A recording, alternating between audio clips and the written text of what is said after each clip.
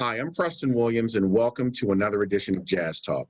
Today on our show, we have a very special individual with us today, one of the world's greatest drummers. He has been on the scene for over 45 years and has worked with many greats from Carlos Santana to John McLaughlin, the Brecker Brothers, and yes, Parliament Funkadelic. He is with us today, and it is an honor to have him on today. Please welcome Mr. Dennis Chambers. How you doing, bro? I'm doing fine, man. Just trying to keep alive here and stay afloat. Yeah. This new epidemic we got going on right now. So yeah, it is. It's something. It's very challenging. And man, thank you so much for coming on the show today. It's really exciting for me. You've been a favorite of mine for a long time. And Dennis, like I said, we know you as one of the greatest drummers on the scene. And just curious to know a little bit more about your background. I understand that you are from Baltimore, Maryland. Yeah, from Baltimore City. Baltimore City. Okay. Tell us a little bit about your background and coming up and how you got involved in music. I think you started playing drums at age 4, I believe, right? Yeah. Okay. All right. Tell us a little bit about that, man, how you got involved in music and what that was like for you coming up. Well, I mean, my mom used to be a background singer for Motown. Oh, but really? It was a very short while, though. Very short while, because she didn't like Motown. And my grandmother was raising us at the time, my sister and I. And, my mom would go on the road. She left Motown and put a band together in Baltimore. The band used to rehearse at my mom's house or at my grandmother's backyard. And it's weird, man. I can still see the drum kit. It was a Champagne King Sparkle Gretsch kit. And the drummer name was Booney. I still remember his name. Booney, okay. Booney. And it was the only thing that would keep me still, because I was a menace when I was small, man. So, it was the only thing that keep me still, just sitting there watching this drummer hitting all this shiny stuff. Yeah. Not knowing that I was going to become a drummer. So when the drummer would leave, if the equipment was still set up, I would get behind the kit and sit there trying to mimic him. And then I stopped banging on things a lot. They brought me a toy drum kit. My neighbors destroyed it. The kids came over and it was one of those thin little metal things, Yeah. They destroyed it and flattened it and stuck it under my bed because they knew my parents was going to kill me, Oh my gosh. And I explained they found that thing under the bed. And my father went ballistic there for a minute, but he understood. So they, my punishment was like I didn't have drums for a while. And then they brought me a drum kit. And, I mean, the rest is history. Wow. That's the history of starting it. Then I would mimic records, with my little drum kit. My father went down to this place called Ted's Music Store in Baltimore and got me a custom drum kit. Excuse me. Sorry about that. It was a custom drum kit, they took a floor tom and turned it into a bass drum. And I think it was a 12-inch rack, and they took it was either 14 or maybe they took a 13 and turned it into a floor tom. But I think they left it. I think they had no. It was a 12. It was definitely a 12-inch tom, and it had a 13-inch tom, which I didn't get till later because my father said, "If you're gonna learn how to play drums, learn what's right in front of you. Right. Start off simple." And that was my whole idea of learning how to play things simple. I can't stop yawning. I got to go to bed early tonight. It's all good. Yeah, I'm getting domestic. It's all good, man. It's all good. So they brought me a drum kit, and I learned how to play drums on it. Learning how to play, Motown, Stax recording, James Brown, all that kind of stuff. And because that's probably as much as my head could handle. I Mm-hmm. remember there was a guy named Mr. Baker, Henry Baker. He used to own a club here in Baltimore. It's called the Pink Place. And he invited me to come down and he said, man, you want to see a drummer play? Come back, get somebody to bring you back on a Saturday or Sunday or something like that. And I get over there and it was Tony Williams. Oh, wow. Wow. You must have been a little kid. You must have been a little kid at the time, man, yourself. How old were you when you saw him? I think I was like 8. It was like, Wow. It was Miles Davis's band. Right. With Ron Carter, Herbie Hancock, Tony Williams. Way shorter, sorry. And man, that music was like way beyond me. It was like way over my head, but I know I was seeing something, hearing something special. Mm-hmm. And I could, after I saw it, I couldn't sleep for 48 hours. Wow. And only a few bands had that profound effect on me, which was Miles's band, and then there was the Mahavishnu. Yeah. I didn't see Lifetime, missed that for some strange reason, but I saw Mahavishnu with Billy Cobham. I saw him twice with Billy and once with Nada Mike Walden. Right. And it felt like I stuck my finger in the light socket. I could not believe what I saw and what I heard, especially when Billy came around. Yeah. My brain had developed a little more. Yeah. Now, I wanted to ask you, Dennis. I understand that when you were 6 years old, you were doing gigs at 6 years old? Yeah, at that club, Peyton Place.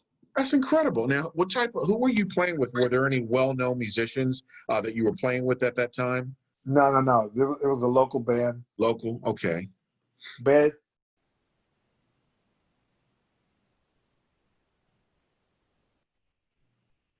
Looks like your picture went out or something.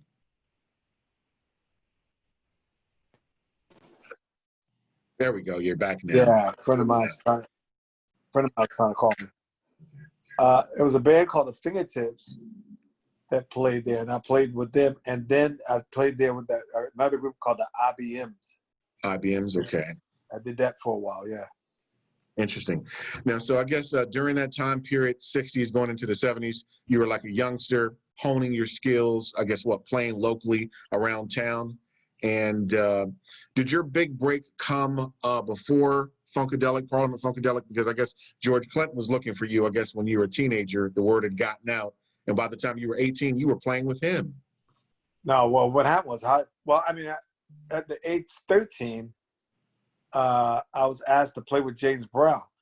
Oh, wow. Oh, no. I wasn't 18. I was 14. Okay.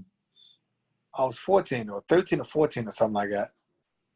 And James asked, would I mind playing? He said, I had a nice backbeat. How would you like to put that backbeat towards his music? And I'm like, sure, I would love to. But reality hit was my mom is not going to let me go. Right. Because, education was very important in the Chambers' household. Right. And strangely enough, because James, how old are you? I'm 54. So back then, you probably remember this. James used to have a thing says, he was a strong advocate, towards education. It says, don't be a fool, stay in school and all that stuff. But he wouldn't offer me a tutor, which was strange to me. But thank God, as I found out later, after meeting up with Maceo Parker and Bootsy and Fred Wesley, thank God I didn't go, because the guy I heard he was a raving lunatic. Yeah. Interesting. So after, I guess I said, by the time you were 18, you did start working with Parliament Funkadelic? Yeah, I was 17, 18, yeah. Well, 18, yeah. Now, when I came in, I came in through, I was working with the Brides of Funkenstein, because every time the drum chair would open up, it was fulfilled by George, who had other people he wanted to try, like some of the guys from James Brown, like Mousy or some guys like that. Mm-hmm. And it just didn't work out. So the drum chair just kept getting open and close. And every time it opened up, Skeet with my brother, Rodney Skeet Curtis, who plays bass with Maceo Parker now, or whenever they go back on tour anyway. Right. He was trying to get me to do the chair. So you figure, well, at least if you get me with Brides, I'm already in sorta, but you know, the next thing I have to do is like go from the Brides to Funkadelic, which would have been no problem because I'm already there. Yeah. And it was just a matter of time. I went over. I think I played with the Brides for about a year, and then after that, Georgia just stuck me on the drums. Yeah. That's great. So what was it like working with them? Because you were with them for like, what, a good 7 years, like from like 78 to 85, something like that? 85, 86, yeah. Wow. What was it like playing with them, man? Well, that's what it is, funny. It's like working with these guys. It was a whole different school. Yeah, yeah. And I, you know, musically and social. There's a lot of crazy things. I saw a lot of crazy things that went down in that band. And I'm thinking like, like I was still drinking milk still at 18. Right. And I'm looking around and I see some of the stuff that's going on behind me on the bus. I'm like, man, we're going to jail. We are definitely, I am going to prison. You know, I don't even do this stuff and I'm going to prison. Right, right. Yeah, so Yeah. it was crazy. But you know, the thing that kept me there all that time was just all the laughing. Mm-hmm. I mean, it was like I laugh. I would go to sleep laughing, wake up laughing from some of the stuff I saw with them. Yeah. You know, Dennis, one of my favorite shows that you guys did, I think it was 83 or 85 or something like that at Rock Class. That was a really good show. Yeah. I was checking some of that out, and you guys were just, I mean, the funk was just so hard. You guys were killing it. It was like a great show. So after playing with them for about 7 years or so, you hooked up, I believe, with John Schofield in 86, 87. I hooked up with the Sugar Hill Gang first. Sugar Hill first. Okay, okay. I was with Sugar Hill. I was the in-house drummer for the company. And then I was doing stuff with GRP Records. I was the drummer for that. Well, not all of it, but, you know, I did some tracks over there. Yeah. And actually, no, it was GRP first that landed me with a group called Special Effects. Mm. And then from there, went to John Schofield. That's the way it went. Right. And then from John Schofield, you know, everything, the rest is history. Yeah, yeah. And you were called also by Earth, Wind, and Fire right around that time, too, mid-'80s, when they were reforming, coming back. You got a call from them, too. I think they eventually got drummer Sonny Emery, but you were also called. I got the call after Sonny. After Sonny? Okay. Sonny was there for a lot of years. Okay. And when Sonny had enough, I guess, he left the band, and then that's when they called me up. And I don't know that. I think they called a few other people up, too, but they wanted me. Ralph Johnson wanted me, I guess. Yeah. Yeah. Wow. Interesting. But at that time, man, I did a tour. Let me see, in the 1980, I think it was. I did a tour with the Jacksons. I did that tour, and then I did some sessions through George Clinton with Stevie Wonder. Stevie Wonder. Wow. Yeah. Yeah. That's great. That's great. And you also worked with the Brecker brothers, Michael and Randy Brecker. What was that like, man? Well, first of all, I mean, you know, Randy and Mike, I mean, you know, they're two very special people. Yeah. And Mike was like a brother, you know, real nice, easygoing, very talented, of course. But he loves the drums. You know, he plays drums, or used to play drums. And he's kind of played like Elvin. Yeah, he kind of played like Elvin. I remember one time I walked into the rehearsal studio and I heard this drum stuff going on. I'm like, who the hell's that behind my drum kit? And it was Mike Brecker. Wow. I got up, I stood next to him, and he's like looking at me, smiling. I think I snatched the sticks out of his hand. It's like, don't ever get back here again. Playing your kit, man. You know. Yeah. But yeah, both Michael and Randy are great musicians, just fantastic. I saw a tour that you did with them. I think it was the early '90s or something like that when you work with them, and they were just fantastic, both of them. And also, how'd you hook up with John McLaughlin? That was through George Duke. Yeah. They had this thing, and this is on video, by the way. It's called Legends of Guitar. Yeah. In Seville, Spain. And that was my first time actually playing with John. However, I was around him, here and there at some of those festivals, like the Prague Jazz. No, we had the Prague Jazz Festival and the Perugia Jazz Festivals and stuff like that in Italy. Uh-huh. And I would go over and talk to him because he's like a big hero to me. Yeah. And I would talk to him, and I told him I played drums. He's like, yeah, whatever. He'd shut me off like that. Yeah. And so when I played on that show that night, we got together. He's talking. He says, "Man, we got to do some playing together." I'm like, "Yeah, sure." I'm thinking like, "There's no way he's not going to call me." And then we exchanged numbers. Sure enough, he called. I think it was like a month or two later, or maybe 3 months later, he called. Mm. And he says, "Hey, it's time to hit."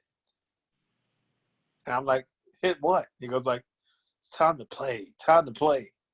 Yeah. When can we get together? I'm like, "We can get together tomorrow," or something like that. And he hired, he says, "Well, you got one more person they got to check out, the third person of this band," which was organ player Joey DeFrancesco. Oh, yeah. I know Joey. Yeah. So he hired Joey, and that's how that band came about. Yeah. That was fantastic. And I know that must have been just amazing for you playing with your idol. Because like I said, just playing behind John McLaughlin, he's been, involved with some of the greatest drummers, from Billy Cobham to Tony Williams. So that must have been very special for you. Now, what about Carlos Santana? How'd you hook up with Carlos, man? That was through John. Actually, well, he saw me play with John McLaughlin because we had played in Montreal, and I think we had opened for them with Santana. Yeah. And somebody went from what I got. Somebody went in the dressing room and asked him, "Man, did you see that drummer out there?" And Carlos said, "Yeah, I asked on." But he really didn't see me play. Mm-hmm. Yeah, I saw him. He says, "Man, that drummer's killing." But I think he had some problems with the drummer he had at the time. They weren't getting along or something like that. And right after the show, we're staying at the same hotel, and Carlos asked me to, would I mind coming up to the room? And I went up to the room, and we must have talked. Joey, Carlos and I talked till the sun came up, I remember. We were leaving that morning. So I barely had enough time to pack my bag. I remember opening the bag, and I just took my arm and just swept everything in the bag, to get it downstairs. And the next thing I know, I think it was like 2 days later, I get a phone call from Carlos's manager. It was asking me, he said that Carlos was looking for me, and he wanted me to play with him. And I'm like, "Yeah, sure, I would love to play with him." I'm like, "When?" He says, "Well, tomorrow." I'm like, "Well, I can't go to. You know I'm on tour." And he says, "Yeah, we know, buddy. We know that you can't like just leave a tour right into this other tour. It just wouldn't look right." And Carlos, I think he understood too. So yeah, But he probably thought I was on, like I was at the end of that tour and I was probably going home. That's probably what he thought. Yeah. But we were just in the middle of the tour.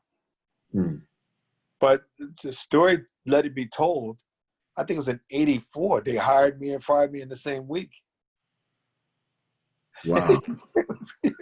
Right. Yeah. I get a phone call from Carlos's manager, Kevin Chisholm. Oh, no. I'm sorry. It was Bill Graham. I got a phone call from Bill Graham's office.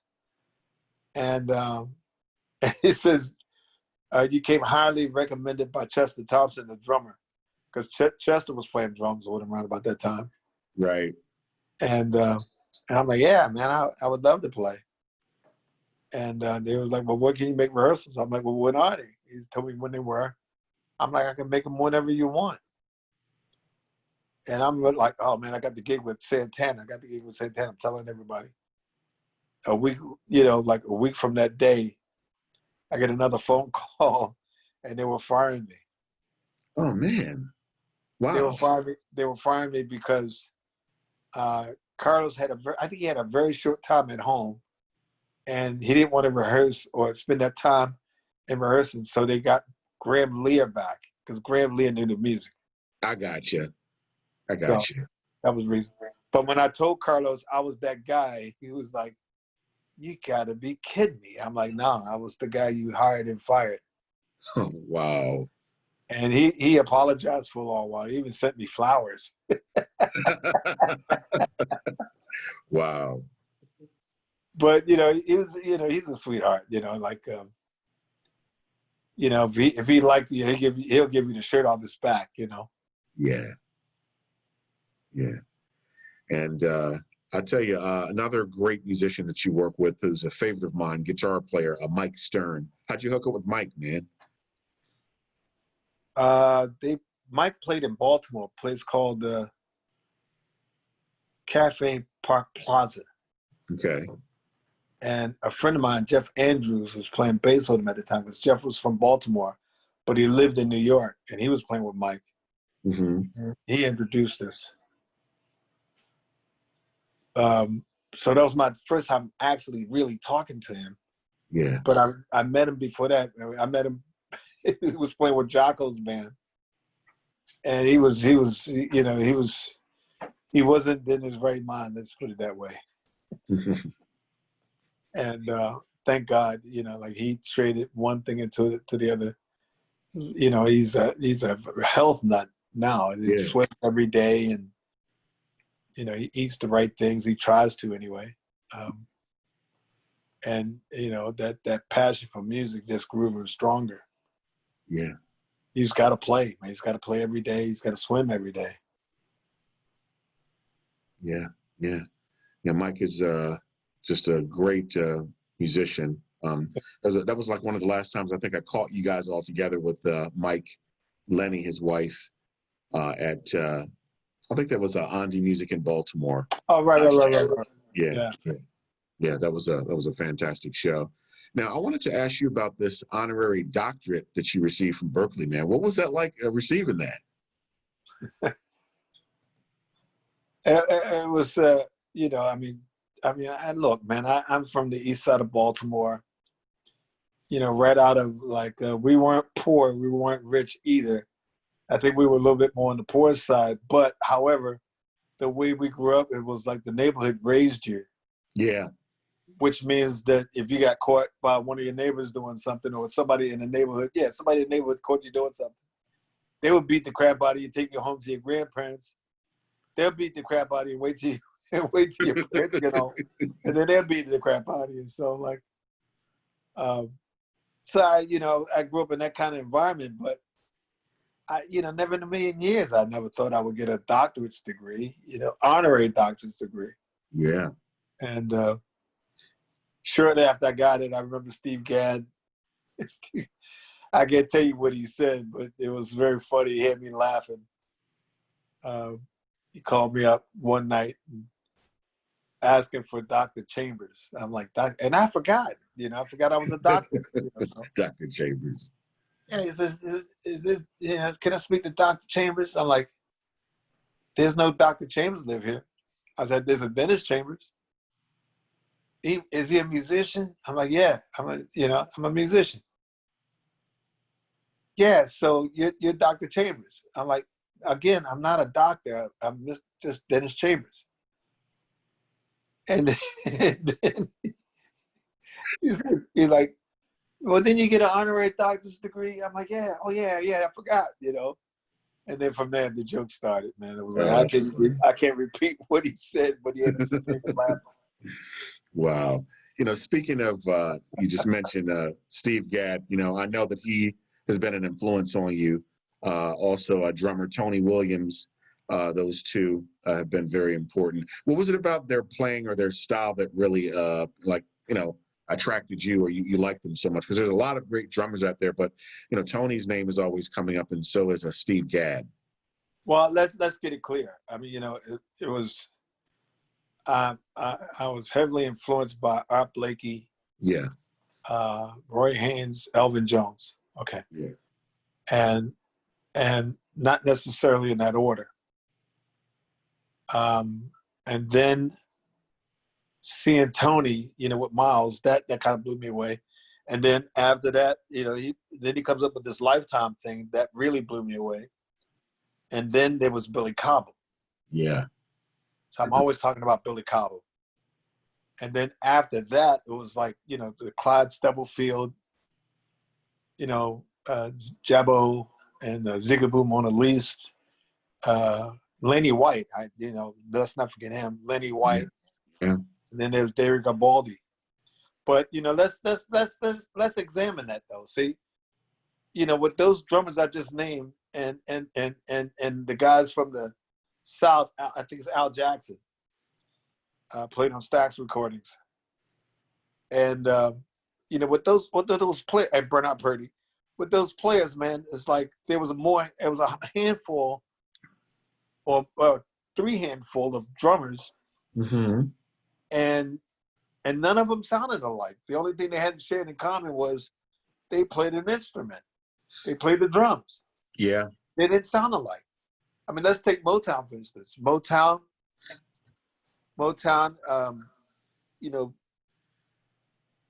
you think about it, you had Stevie Wonder, you had Marvin Gaye, you had the Miracles, you had Mary Wells, you had the Supremes, Junior Walker and the All-Stars, and the list goes, and the Jacksons, the list goes on and on and on and on and on and on. Yeah. But none of those Four Tops, none of those groups sounded the same. But yet there was one band that played on all of it. Yeah. And the same thing with the Stax recordings. And if they didn't have the full band, they had the majority of the band that played on all of it, I believe James Jameson was replaced by this other bass player. It was a white bass player. I can't think of his name. And then there was a lady that played bass too. But, Benny and those guys, they were there through pretty much all of it. Benny Benjamin, I think his name was. But, I mean, you had all these guys, and like nobody sounded alike, and they all had their own DNA. Yeah. And then Steve Gadd comes along. I mean, Steve is one of those kind of guys you could drop him in anything, and it sounded like he wrote it. Yeah. Yeah, Chick Corea made the comment. He says, I love playing with Steve. He said everything he plays is perfect. Yeah. Yeah. And it's like, I mean, he'll sit there and listen to it once or twice. Sometimes he'll, write out his own drum part in his head. Or if they got a drum chart, he'll read the drum chart, because I've seen that happen. Mm-hmm. He reads the drum chart, and then, he'll play something way better than the drum chart, It's like, people like that, they have a serious effect on me. Yeah. I was like one of those kind of guys, like in order to become a great musician, you have to learn how to do all these things. You have to learn how to play all these different styles. That's Even right. if you hate it, at least understand the reason why you hate it, Mm-hmm. and the reason why you don't like it, or the reason why you can explain why you hate it. Yeah. But with radio is like a brainwashing tool. I mean, how many times sit there and listen to something, and when you heard it for the first time, you hated it, and you heard it like 5, 6, 7 times, and you still like, and then you find yourself like every time it come on, you just turn the music down, and then before the year's over with, it's like, man, I don't know why I didn't like this song. This song is nice. Well, if they keep shoving this music down your throat every day, well, you're gonna like it. Right. Yeah. And that's why I can't stay listening to radio. That's one reason. The other reason is there's no identity there, and they all sound the same to me now. Yeah. It's like you put on the Supremes, you knew it was the Supremes. You put on the Four Tops, or anybody from the 70s, you knew it was them, including the rock guys. Mm-hmm. You knew it was them. Well, like now it's like, they got, when the grunge thing came about, I kind of like some of it, like when I got into Nirvana. But Nirvana had a whole different formula, how it works and how they wanted it to sound. So, but the sound it kind of lent itself back to the 70s. When you listen to the way the guitar player Kurt played, and you listen to like Jimmy Page and those guys, all that's the same. Like Guns N' Roses, well, the Slash, he wanted to, he even kind of dressed like Jimmy Page back then. Yeah. Or so, with the top hat and all that stuff. That was all Jimmy Page. And,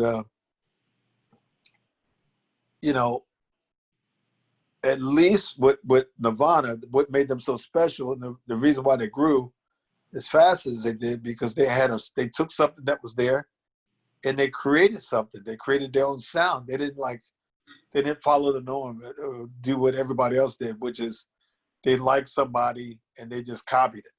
They didn't do that. Yeah.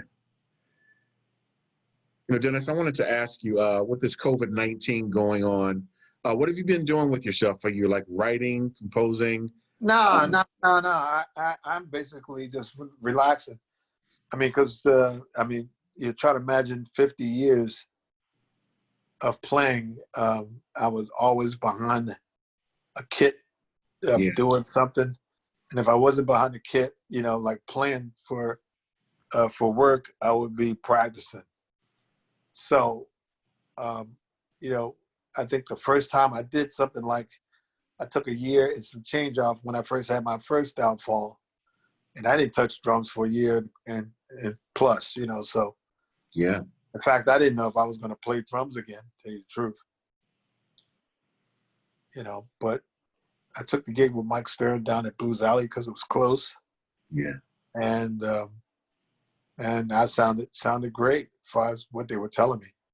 Yeah. You always sound great, man. You always sound great. Like I said, every time I've seen you, you're always on point. I was going to say, I had Billy Cobham on the show a few weeks ago, because he's in Switzerland. And he did mention like you and several other guys trying to do something or do some type of project in the fall, something that he had mentioned. We were talking a little bit about it. But, yeah, he seems to hold you in high esteem, man, Which is funny. It's like, try to imagine like your heroes. I got a chance to meet all my heroes and became friends with a lot of them. Yeah. I'm talking about, I met Papa Joe before he got out of here. Wow. Bob Blakey was trying to get me to come to New York when I was 13. I played opposite of him. And Walter Davis was in that band, and Walter was trying to get me to play on the other side of the record, or one side of his record, while Tony Williams was on the other side. Wow. So, and then Louis was very special. Louis Bellson? Yeah, Louis Bellson. Yeah. And a lot of those guys. And Papa Joe, I met Did I say Papa Joe? Yeah. Yeah. So I mean, you know, I was able to talk to them, and you know, they were telling me all these not tricks but technique, you know, to work on.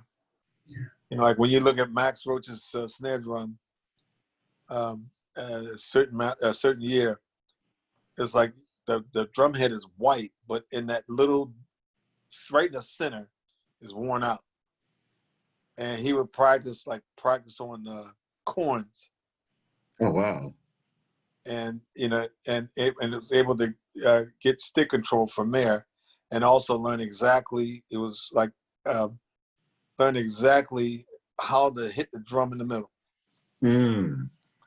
And Billy Cobham is the same way. You know, I don't know if you ever saw that. Did you ever see that video of Billy and Louis Bellson? No, but I heard about it. I heard about that was what early '80s or something like that. They did that. Yeah, I think I heard about that. I need to check that out. I bet it's on YouTube. I got to check it out, man. It's incredible, huh?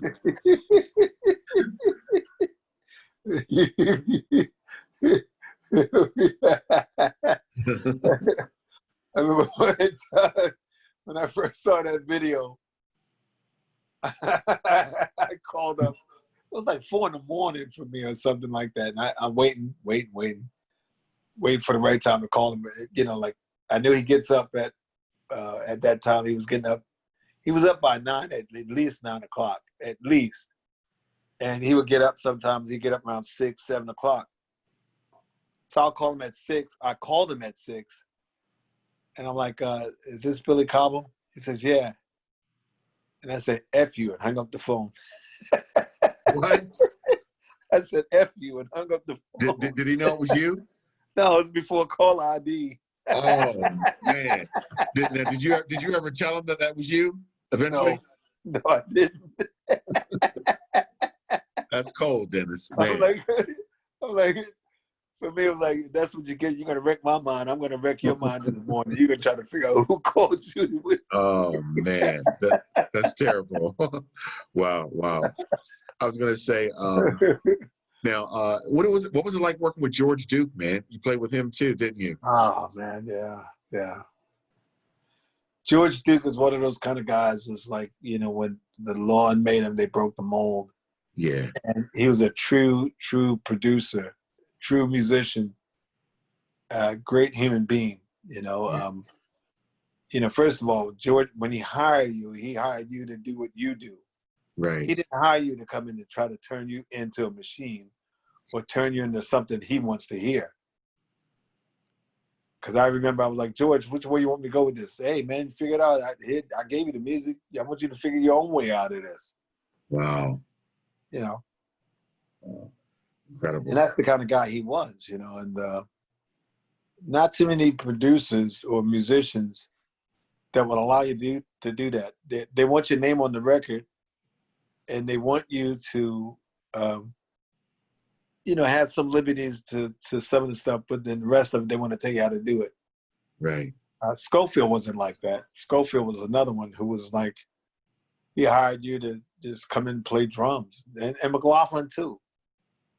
Here's the music. The idea is your idea. Yeah. So and that's why the thing sounded the way it sounded when you heard it, because it wasn't like, you know, like the guy who wrote it. And if you notice, like if you play with somebody who's have a sequencer, well, first of all, they're married to the sequencer, and they want to turn you into their sequencer.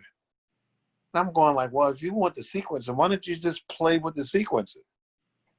Yeah. Turn it on and go have a ball with it. Mm-hmm. Yeah. You know, so. But John and both Johns, George, and maybe a few of the George Clinton was like that to a certain degree, where he would just allow you to just come in and just do what you do. Yeah. As long as you hit it on the one. On the one. You got to be on the one. Exactly. Always on the one. You heard about that story with Earth, Wind & Fire and Funkadelic in D.C., how Earth, Wind & Fire were playing, and Funkadelic showed them up. And Maurice White, when they got back to California, rehearsed them. He said, "You guys got to get on the one," you know, because it wasn't working. And Ralph Johnson said the next time we came to Washington D.C., that did not happen. We did not get showed up. So, it is what it is. But I wanted to ask you. You mentioned, you talk about Billy Cobham and John McLaughlin. Did John ever talk to you, when you played with him, about that band or possibly even trying to reunite again? Because like Return to Forever, they did come back together and they did that tour, and that was one of the times I think I saw you. It was in Columbia, Maryland, back in 2007. But I'm just interested. Did he ever mention anything to you about maybe reuniting with that band or getting back together? Because that would have been something, Well, I mean, the same company that got Return to Forever to play again was the same company that went after Mahavishnu. Ah, okay. And it just didn't go there. Yeah. Everybody they were totally in their own space and their own thing, and it just wouldn't. Rick Laird, he wasn't playing bass anymore. He was a photographer. I gotcha. And Jan Hammer, it was hard to get him out of his house because he suffered a heart attack or something like that. And after that, man, he just wouldn't leave. Yeah. I think one time he left, and it kind of shocked everybody because he showed up in L.A. to work with Jeff Beck. Wow. And, Jan Hammer's Jan Hammer. I mean, that guy was ridiculous. But John told me, and Billy said, the best record they ever done never came out.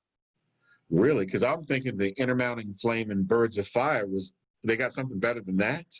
Oh, Yeah, wow. I mean, the Birds of Fire, I mean, everybody loved that. I mean, I love that record too. Yeah. But when I started working with John, I had questions, about all of that. And John says, well, they were working on a record, and that's when the band broke up. They were in the studio. That's when the band broke up. Wow. They were working on that record, and Billy confirmed it. He says, man, the best record never came out.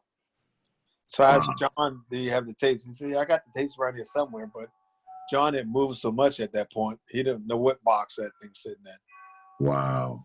Man, I can only imagine what that sounds like. Man.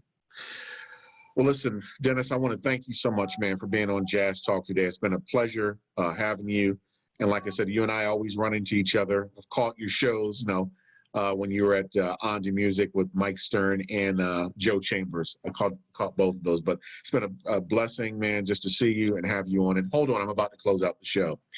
Well, you've heard it from the great Dennis Chambers. And as the saying goes, if the music grooves and makes you move, it must be jazz. I'm Preston Williams with Jazz Talk signing off. Peace. Thank you.